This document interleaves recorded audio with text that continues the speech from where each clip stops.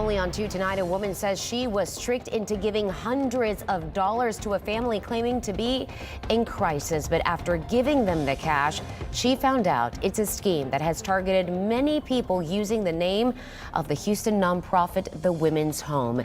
KPRC 2's Bryce Newberry is live in Montrose tonight. And Bryce, this has happened before. She's not alone. Yeah, Daniela, several cases like this are being investigated by the Houston Police Department tonight. This woman is going around claiming she needs money to get into a domestic violence shelter. And when these victims agree to help, they say the scheme becomes quite clear.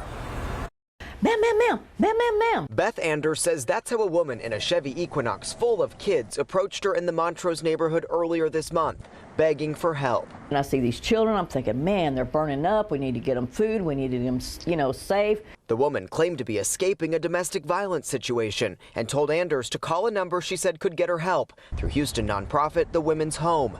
Someone answered, claiming to be Megan Hill, who told her to go to an ATM at a store nearby, withdraw $200 and give the cash to the woman and kids, who would then be escorted by a constable to their safe location. And then I said, okay, Megan, are you there? Nothing. She followed directions, but the woman and kids sped off, and whoever Megan was hung up. And all of a sudden, I got real smart. This was a scam. And it just hit me like a ton of bricks. She's very convincing because a lot of people have fallen for it. The Women's Home CEO, Anna Coffey, says they don't have an employee named Megan, and they don't operate a domestic violence shelter. They're worried the scheme may be escalating. I hate for people who have goodness in their hearts to get scammed by this individual. A domestic violence survivor herself. Why would you not want to help women and children or whatever? Anders, now a widow on a fixed income, says she felt compelled to help. Why would you not? After all, the convincing pitch made her think she really may have been making a difference. I mean, she is professional.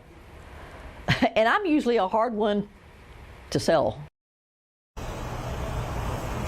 The Women's Home says most of the time the services that they offer to women are free, and they'd never ask someone to go out on the street and ask a stranger for money to ultimately get help. Tonight, the Houston Police Department is investigating all of this. If you have any information that could help with that investigation, call the Major Offenders Division. We're live in Montrose. I'm Bryce Newberry, KPRC 2 News.